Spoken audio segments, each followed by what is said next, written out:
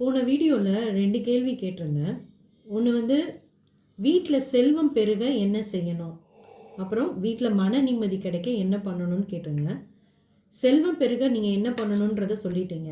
இப்போ நிம்மதி கிடைக்க என்ன பண்ணணும்? நிம்மதி கிடைப்பதற்கு என்ன பண்ணணும் அப்படின்னா, முதல்ல இதுக்கு முந்தி சொல்கிறேன் அந்த வீடியோவை நீங்கள் பார்க்கணும். ஏன்னா அந்த வீடியோவில் இதுக்கான இன்ட்ரடக்ஷன்லாம் அதில் இருக்குது. அந்த வீடியோட கண்டினியூஷன் அப்படின்னு கூட இதை எடுத்துக்கலாம். பரிகாரங்கள் அப்படிங்கிற வகையில் எத்தனை வகையான பரிகாரம் இருக்குது, அந்த பரிகாரத்தோட நுணுக்கங்கள் என்ன, தத்துவங்கள் என்ன, தாத்பரியம் என்ன, அது எப்படி செய்யணும் அப்படிங்கிறதெல்லாம் விளக்கங்கள்லாம் சொல்லியிருக்கிறோம். அதை நீங்கள் பார்த்துட்டு இதை பார்க்கும்போது இன்னும் கொஞ்சம் பயனுள்ளதாக இருக்கும். இப்போ இதில் நம்ம வீடியோ பெருசாக போகுமென்னு தான் கட் பண்ணிவிட்டு நம்ம இந்த ரெண்டாவது கேள்விக்கு ரெண்டாவது வீடியோவாக போடுறோம். இந்த தத்துவத்தில் 4-5 வகையான பரிகாரங்கள் இருக்குது. அந்த பரிகாரங்களில் நம்ம தத்துவார்த்த பரிகாரங்கள், காரக பரிகாரத்தை தான் நம்ம இங்கே சொல்ல போகிறோம். சந்திரனுக்கு மனக்காரகன்னு பேருங்க. சந்திரனுக்கு மாத்ருக்காரகனும் பேர். நீங்கள் நிம்மதி இல்லைன்னு சொல்கிறீங்கன்னா, டெம்பரவரியாக நிம்மதி இல்லை அப்படின்னா, கோச்சார ரீதியாக கிரகப்பெயர்ச்சி கோச்சார ரீதியாக சந்திரன் சாதகமற்ற சூழ்நிலையில் இருக்கிறதா அர்த்தம். உதாரணத்துக்கு சந்திராஷ்டமம் அப்படின்னு சொல்லுவாங்க. உங்களுடைய ராசிக்கு 8வது இடத்துல சந்திரன் வந்தால் அது அஷ்டமம்னு அர்த்தம். அதனால் சந்திராஷ்டமம் அன்றைக்கி உங்களுக்கு மனசு அவ்வளவு சந்தோஷமாக இருக்காது. இடையூறுகள் இருக்கும், சஞ்சலங்கள் இருக்கும், தடைகள் இருக்கும், பாதிப்பு இருக்கும், கவலைகள் இருக்கும், பிரச்சனைகளும் வரும். ஆக மொத்தத்தில் மனசுக்கு நிம்மதி தராத நாள் சந்திராஷ்டமம் அல்லது அர்த்த சந்திராஷ்டமம். 4ல் இருக்கும்போதும் அந்த மாதிரி நடக்கும், 8ல் இருக்கும்போது அதிகமாக நடக்கும். ஆக நமக்கோட பிரச்சனைகளை வச்சு அந்த காரக கிரகம் எவ்வளோ வலிமை பெற்றிருக்குது அப்படின்னு நமக்கு தெரிஞ்சுக்கிறோம். உதாரணத்துக்கு வலது கண்ணா சூரியன், இடது கண்ணுனா சந்திரன். ஒருத்தரை பார்க்கும்போது ஜாதகத்தை பார்த்தா நாங்கள் வலது கண்ணுன்னு சொல்லக்கூடிய வலது பக்கம் கிரகம் லக்னத்துக்கு வலது பக்கம் பாதிக்கப்பட்டு இருந்ததுனாக்கா அவங்களுக்கு வலது கண்ணில் பார்வை பக்கம் பாதிக்கும்ன்றதை நாங்கள் சொல்லிவிடுவோம். இடது பக்கம் பார்த்தா அவங்களுக்கு என்ன சொல்ல போகிறோம், உங்களோட இடது பார்வையில் பாதிப்பு ஏற்படும்ன்றதை சொல்லிவிடுவோம். சரிங்களா? ஒன்றும் பாதிப்போட அளவு எடுத்தாங்கன்னா எவ்வளோ பாயிண்ட்டு பவர் பாதிக்கும்ன்றதையும் சொல்ல முடியும். அந்த அளவுக்குலாம் சொல்லியிருக்கிறேன் நான். இப்போ அந்த வகையில் நேரடியாக மருத்துவமனையில் இருக்கிறவங்க எல்லோரும் இப்போ ஐ ஹாஸ்பிட்டலுக்கு வராங்கன்னாக்கா எல்லாருக்கும் சொல்லலாம், லெஃப்ட்டோ அல்லது ரைட்டோ இல்லை ரெண்டுமே கோச்சார ரீதியாகவோ அல்லது ஜாதக ரீதியாகவோ அவங்களுக்கு பாதிப்பு இருக்குதுன்னு அர்த்தம். அப்போது ஒருடைய குறைகளை வச்சு, அதாவது பெரிய பெரிய செஃப்லாம் நீங்கள் பார்த்தீங்கன்னா ஒரு சமைச்ச உணவை தொட்டு பார்த்து எடுத்து பார்த்து ஸ்மெல் பண்ணி இப்படியே சில விஷயங்களெல்லாம் அவங்க சொல்லுவாங்க. இது கலந்து இருக்குது அப்படின்னு சொல்கிறாங்களே, அது ஒரு அனுபவம். அந்த மாதிரி இந்த தத்துவ காரகத்துவ பரிகாரத்தை அனுபவாந்த ஜோதிடர்கள்லாம் சொல்கிறது உண்டு. ஜாதகத்தை பார்க்காமலே அவங்களோட பிரச்சனைகளை தீர்க்கறதுக்கு இது பயன்படும். அது ஸ்தானாதிபதி அது இதுன்னு சொல்லி பார்க்காமலே இது பயன்படும். நிம்மதிங்கிற வார்த்தைக்கு சொந்தக்காரன் சந்திரன் தான். மனசில் தான் நிம்மதி இருக்குது. மனம்ன்ற விஷயத்தில் தான் நிம்மதி. மனக்காரகனான சந்திரனை நல்லா இருந்தால் நிம்மதியாக இருக்கலான்னு அர்த்தம். ஸோ அந்த பௌர்ணமியில் பூஜை பண்ணுறது, பௌர்ணமியில் கிரிவலம் வர்றது, பௌர்ணமி பூஜையிலே சத்யநாராயண பூஜை போன்றவற்றெல்லாம் பண்ணுறது, இப்படியெல்லாம் நிறைய பண்ணும்போது இந்த சந்திரனுக்கான பாதிப்பு இது ஆன்மீக ரீதியான பரிகாரங்களாக அதெல்லாம் எடுத்துக்கொள்ளப்படும். இப்போ தத்துவார்த்த பரிகாரங்கள், காரகத்துவ பரிகாரம்னா சந்திரனுக்கு காரணமாக இருக்கிற விஷயம்லாம் என்னென்னா, அரிசினா சந்திரன்னு அர்த்தம். அரிசியே சந்திரன். நவரத்னங்களில் அரிசி, இது நவரத்னங்களில் முத்து, தானியத்தில் சந்திரன் தான் அரிசி. இப்படி இந்த மாதிரியான பொருட்களை வச்செல்லாம் பண்ணுறது.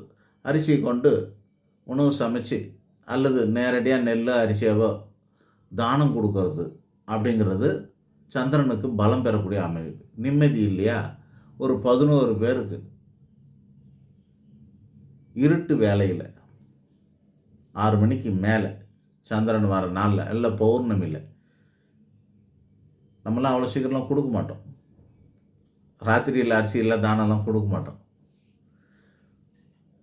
அரிசியை தானமாக கொடுக்க வேண்டும். யாருக்கு கொடுக்கணும் அப்படின்னா, பெண்களுக்கு மட்டுமே கொடுக்க வேண்டும். எங்கே கொடுக்கணும்? அம்மன் கோயில் வாசலில் வச்சு கொடுக்க வேண்டும்.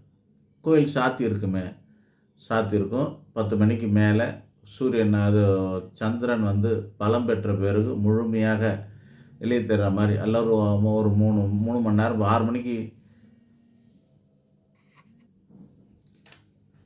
அம்மன் கோயிலில் வாசலில் வச்சு, அதாவது 6 மணிக்கு மேலே ஒரு 3 மணி நேரம் கடந்ததுக்கப்புறம் 9 மணிக்கு மேலே அப்படின்ற வகையில், இல்லைன்னா நடுநிசியில் நம்ம ஆளை தேட முடியாது.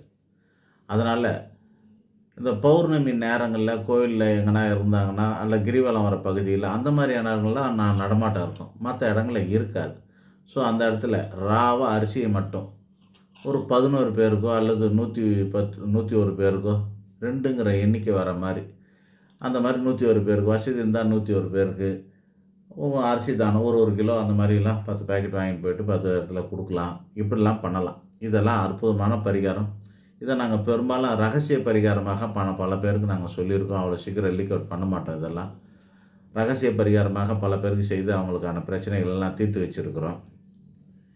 அந்த மாதிரி ரொம்ப ஈஸியான பரிகாரங்களாக சொல்லணும் அப்படின்னா, சந்திரன்னா மாத்ருக்காரகன், சந்திரனா மனக்காரகன், சந்திரனா நீர்க்காரகன் அப்படிங்கிறதுனால நீர்நிலையில் போய் குளித்து வரணும். நீர்நிலைன்னா கடலில் குளிக்கிறது, கங்காவில் குளிக்கிறது, காவேரியில் குளிக்கிறது, இந்த மாதிரி இடங்களெல்லாம் வாலண்டியாக வாழ்க்கையில் அவ்வப்போதோ அல்லது ஒரு முறையாவது நம்ம போய் ஸ்நானம் பண்ணிவிட்டு அங்கே இருக்கிற கோயிலுங்களில் வழிபட்டுட்டு வரணும்னு அர்த்தம். இதெல்லாம் பண்ணிட்டு வரணும். அந்த இடத்த நீர்நிலையில் இருக்கிற ஏழைங்களுக்கு நம்ம அரிசி தானம் அல்ல அன்னதானம் பண்ண வேண்டும். அரிசி தானம் பண்ணுறது நல்லது. முடியாத பட்சத்தில் அன்னதானம் பண்ணலாம். இப்படி பண்ணணும். இன்னொன்று, நம்மளை விட ரொம்ப ஈஸியாக எல்லா இடத்துலையும் கிடைக்கிற மாதிரியான பரிகாரம் என்னென்னா, நம்மளை விட 25 வயசுக்கு மேலே 25 வயசுக்கு மேலே வித்தியாசம் இருக்கிற பெரியவர்கள், அதாவது அம்மா வயசில் இருக்கிறவங்கன்னு அர்த்தம். அம்மா வயசில் இருக்கிறவங்கள அவங்கள நீங்கள் மனங்குளிர வைக்கணும். எப்படி மனங்குளிர வைக்கலாம்? வீட்டுக்கு கூப்பிட்டு சாப்பாடு போட்டு அவங்க கையில் வெத்தலை பாக்கு, துணிமணி, அரிசி இதெல்லாம் வச்சு கொடுத்து ஆசீர்வாதம் வாங்கலாம். அம்மா வயசில் இருக்கிறவங்கள வாங்க விட்றாங்க. அதை இல்லாதவங்களுக்கு கொடுத்தா டபுள் மடங்கு பலன்.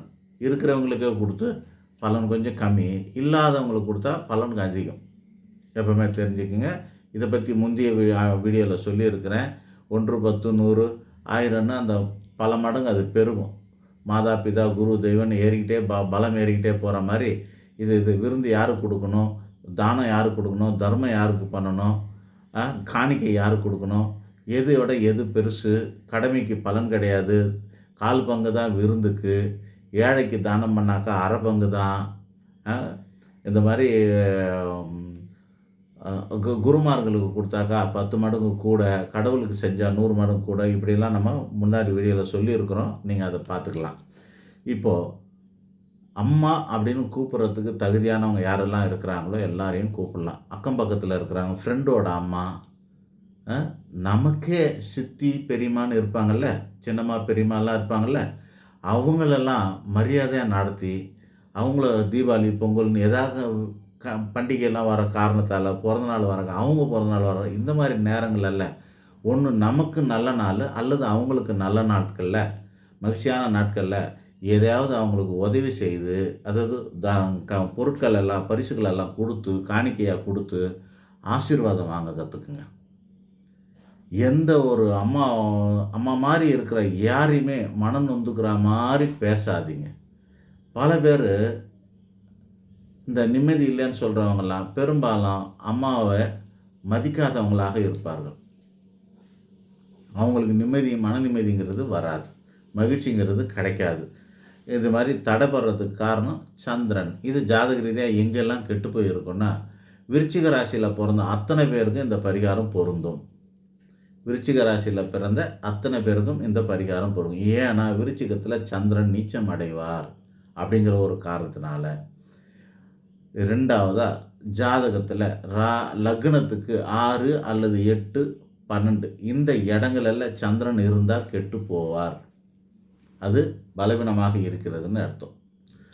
அது மட்டும் இல்லாமல் பாவகிரகத்தில் சவகாசம், அதாவது இணைவது அல்லது பாவகிரக பார்வையை பெறுவது அல்லது பாவகிரகத்தோட சாரத்தில் இருப்பது, இந்த மாதிரி பல காரணங்களால் பாவகிரக பரிவர்த்தனை பெறுவது, இப்படி பல காரணத்துக்காக பாவகிரகத்தோட சம்பந்தம் வைத்திருக்கிற சந்திர பகவான் பலம் குறைந்திருப்பார், கெட்டு போயிருப்பார்னு அர்த்தம்.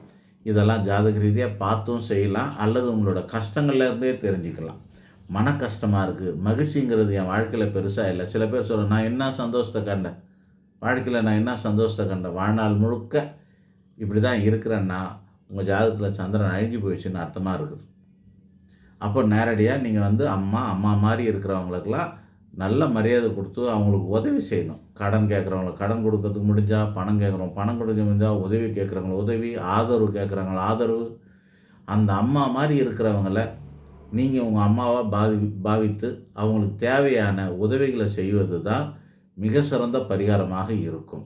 அதை செஞ்சுட்டு வந்தீங்கன்னா உங்களுக்கு இந்த சந்திரன் பலம் பெறும், அப்போ நிம்மதிங்கிறது கிடைக்கும். அப்புறம் இன்னொரு விஷயத்த சொல்கிறேன். நோய் நாடி நோய் முதல் நாடி அது தணிக்கும் வாய் நாடி வாய்ப்பு செயல்னு திருவள்ள ஞானி சொல்லியிருக்கார். அதாவது இதுக்கான மூல காரணம் என்னவா இருக்கும் அப்படின்னா, ஒன்று கர்மா தான் காரணம், இன்னொன்று ஞானம் இல்லாத தெளிவில்லாத மனசு தான் காரணம். மனுஷனோட பிறப்பே 2 காரணத்துக்காக தான். ஒன்று ஆசை, இன்னொன்று கர்மா. இது தாங்க காரணம். பிறப்புக்கு காரணம் 2 காரணம்தான். ஒன்று ஆசை காரணமாக இருக்கும், அல்லது கர்மா காரணமாக இருக்கும். கர்மாங்கிறது என்ன அப்படின்னா, பூர்வ ஜென்மத்தில் அம்மா மாதிரி இருக்கிறவங்கள அல்ல அம்மாக்களை அல்ல சொந்த தாயை நாம் வச்சு செஞ்ச பாவம் தான் இன்றைக்கி நம்மளை வாட்டுதுன்னு அர்த்தம். அம்மாவுக்கு துரோகம் பண்ணது, அம்மாவை அவமதிச்சது, அம்மாவை நிம்மதியாக வாழ விடாமல் விட்டது, இந்த மாதிரி பல காரணங்களால், அல்லது நடுத்தரில் அம்மா நிற்க வச்சு நாம் மட்டும் ஒய்யாரமாக வாழ்ந்துட்டு போனது, இந்த மாதிரி பல காரணங்களுக்காக சந்திரன் பாதிப்படைஞ்சிருக்கும் இந்த ஜாதகத்தில், இந்த ஜென்மத்தில். இது இருக்கும். ஆசை அப்படிங்கிறது என்னென்னா, பூர்வ ஜென்மத்தில் நிறைய ஆசைப்பட்டு அது நடக்காமல் போனதுக்காக திரும்பி இந்த ஜென்மத்தில் பொறுத்து அது அடைவதுக்காக பிறப்புதுன்னு அர்த்தம். அல்லது அடுத்தவங்களோட ஆசையை நிராசையாக ஏமாற்றி விட்டுட்டு இந்த ஜென்மத்தில் பிறந்து நாமளும் நிராசையோடு வாழ்வது, 2மே ஆசை சம்மந்தப்பட்ட பாவம்தான். அப்போ இந்த ஆசைக்கு என்ன பண்ணுறது அப்படின்னாக்கா, நமக்கு இதில் வந்து மாயை விலகணும், ஆசை விலகணும், ஞானம் பெறணும். ஞானம்னு ஒன்று வந்துச்சுன்னா நிம்மதி தானாக வந்துடும். ஞானம் இல்லாமல் தெளிவு இல்லாமல் மாயையில் இருப்பவர்கள் பாம்பை கயிறுன்னு நினைக்கலாம், கயிறை பாம்புன்னு நினைக்கலாம். இது பேர் மாயை. கயிறை பார்த்து பாம்புன்னு பயப்பட்டால் என்ன அர்த்தம்? அது மாயை. இந்த சந்திரனோட பாதிப்பு இருக்கிறவங்க எதிர்கால பயம் அதிகமாக இருக்கும். எதிர்கால பயம் அதிகமாக இருக்கும். நாம் ஒரு வாரத்தை பற்றி யோசித்தா அவங்க வந்து 50 வருஷத்துக்கு அப்புறம் எப்படி இருப்பேன்னு யோசிப்பாங்க. ஒரு லேடி வராங்க, அந்த அம்மாவுக்கு வந்து நான் சொல்கிறோம், உங்களுக்கு வந்து 72 வயசு வரைக்கும் ஆயுள்னு. அவங்களுக்கு இப்போ 40+ தான் ஆகுது. 72ன்னா எங்கே இருக்குது வயசு? இன்னும் 30 வருஷம் வாழ்வாங்க. ஆனால் எனக்கு அவ்வளோதான் ஆயுள், ஆனால் 72 வயசில் செத்து போயிடுவேன்னு அழுதாங்கன்னா இது மாயையா இல்லையா? அறிவு இல்லையா? அறிவோடு செய்யக்கூடிய வார்த்தையாது. 72 வயசில் சாக போகிறவங்கள 32 வயசில் நம்ம சொல்கிறோம் உங்களுக்கு 72 வயசு வரைக்கும் தான் ஆயுள்னு சொன்னால், 40 வருஷம் இன்னும் உயிரோடு வாழ போகிறோம் 42 வயசில் கேட்குறாங்க, அவங்களுக்கு 72 வயசு. இன்னும் 30 வருஷம் உயிரோடு வாழ போகிறோமேன்னு சந்தோஷப்படணுமா, அல்லது நான் 72 வயசுலேயே செத்து போயிடுவேனா அப்படின்னு பயப்படணுமா? இதுக்கு பேர் மாயை. அந்த மாயை ஏன் வருது? ஞானம் இல்லாதனால மாயை வருது. வெளிச்சம் வந்ததுன்னா இருட்டு போயிடும், ஐஸ்வர்யம் வந்ததுன்னா தரித்திரம் போயிடும், ஞானம் வந்ததுன்னா ஞானம் போயிடும். ஆக ஒன்று வந்தால் ஒன்று போயிடும். இதுதான் தத்துவம். ஆக நீங்கள் ஞானத்தை உள்ளே இறக்குனீங்கன்னா தெளிவான புத்தகங்கள், ஞான புத்தகங்கள், ஞானிகளோட உபதேசங்கள் அல்லது பகவத்கீதை இவைகளை படிச்சுட்டே வந்தால் ஞானம் பெருகும், சந்திரனுடைய ஆதிக்கம் கூடும். அதனால் மனம் தெளிவடையும். தெளிவடைந்தால் உங்களுக்கு ஆட்டோமேட்டிக்காக நிம்மதி வந்து சேரும். நிம்மதி இல்லாமல் போகிறதுக்கு காரணம் மனத்தெளிவு இல்லாமைங்கிறது தான். நீங்கள் புற காரணங்களை 1000 சொல்லுவீங்க. அவங்க என்னை அப்படி சொல்லிட்டாங்க, இவங்க என்னை இப்படி நடத்திட்டாங்க, அவங்க அப்படி பண்ணிட்டாங்க, எல்லாம் புற காரணங்களை 1000 சொல்லலாம் நீங்கள். ஆனால் உங்கள்கிட்ட ஞானம் இல்லைங்கிற ஒரே காரணம் தான் பாதிப்படைகிறதுக்கு காரணம். உங்கள் மன நிம்மதியாக இல்லாமல் போகிறதுக்கு காரணம், மகிழ்ச்சி இல்லாமல் போகிறதுக்கு காரணம். பணம் இல்லாமல் போகுமானாக்கா அதுக்காக பணம் முக்கியம் தான் முதல் வீடியோ நாங்கள் பணத்தை வச்சு சொல்லிட்டோம். பணம்லாம் இருந்தால் கூட சில பேர் மகிழ்ச்சியாக இல்லாமல் போகிறதுக்கு காரணம் என்னன்னா, கஷ்டப்படுறதுக்கு காரணம்னா மதி பத்தலை, புத்திசாலித்தனம் பத்தலை. ஸோ மதி சரியில்லை, அதனால கஷ்டப்படுறோம். மகிழ்ச்சியாக இல்லை என்ன, சந்தோஷமாக இருக்கிற புத்தி மதி நுட்பம் உங்ககிட்ட இல்லை. நிம்மதி இல்லாமல் போகிறதுக்கு காரணம் என்ன, தெளிவு இல்லை. தெளிவு வந்தால் நிம்மதி தானாக வரும். நுட்பம் வந்தால் மகிழ்ச்சி தானாக வரும். மதிய நுட்பம் வந்தால் மகிழ்ச்சி தானாக வரும். புரியுதுங்களா? ஆக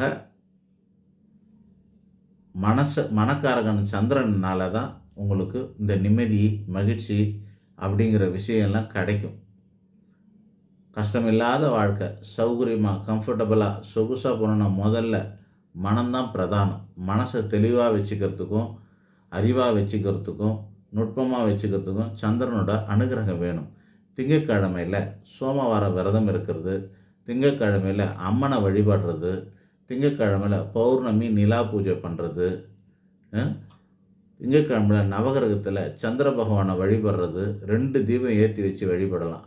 அரிசி மாவில் விளக்கு போட்டு விளக்கு செஞ்சு அதில் எண்ணெய் விட்டு சந்திர பகவானுக்கு விளக்கு போடலாம்.